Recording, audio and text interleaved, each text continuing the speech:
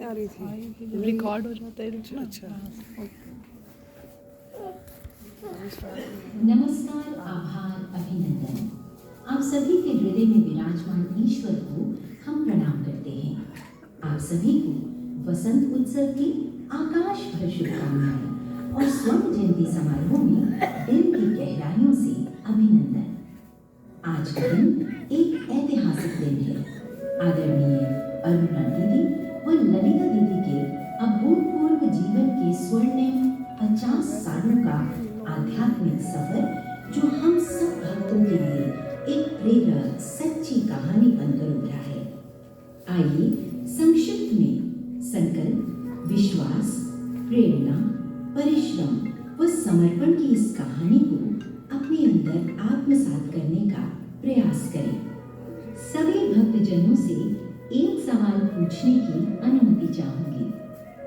यदि ईश्वर आपको एक मौका दे उनसे केवल एक वरदान मांगने का, तो क्या मांगेंगे आप? शायद एक आम आदमी की तरह सब भौतिकवादी सुख सुविधाएं, मगर आप ही बताइए, क्या बंगला, गाड़ी, महंगे कपड़े, बड़ा सा बैंक बैलेंस हमें परम सुख शांति का अनुभव करा सकता है? जवाब हाँ तो हो नहीं सकता। जब दिल में शांति व सुख ही नहीं होगा तो अंदर से हम खोखले ही बने रहेंगे। इस खोखलेपन को भरने के लिए, इसी संतुष्टि को इस धरती पर प्राप्त करने के लिए एक सच्चे गुरु के सानिध्य में रहने की आवश्यकता होती है, जो परमात्मा से आपको इस कदर जोड़ दे कि फिर आप खुद को ही भूल जाए। भाग्यशाली होते हैं वो लोग जो आध्यात्म की इस राह पर चलते हुए अपने गुरु के आशीर्वाद से इस अवस्था को प्राप्त करते हैं।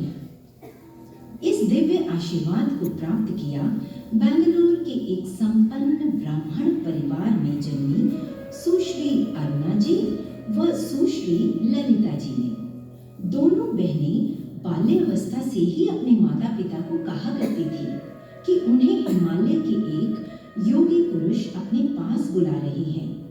इत्तेफाक देखिए, एक दिन जब दोनों बहनों ने अपने बड़े भैया श्रद्धेय कन्याकुमारी स्वामी जी के पास एक दिन महाराज जी की पुस्तक साइंस ऑफ सोल देखी, तो तुरंत महाराज जी की तस्वीर देखकर बोली, यही वो योगी महाराज हैं जो हमें अपने पास बुला रहे हैं। दीदी जी के अत्यधिक आग्रह के पश्चात उनके भैया माता पिता से अनुमति लेकर अपनी दोनों बहनों को अपने साथ लेकर 23 फरवरी 1974 ऋषिकेश आश्रम पहुंचे, जहां दीदी जी ने पहली बार महाराज जी के अलौकिक दर्शन किए।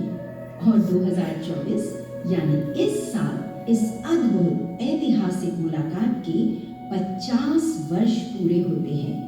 इस मुलाकात की शुरुआत इतनी मजबूत रही कि फिर दीदी जी वापस अपने घर बेंगलुरु लौटकर नहीं गई।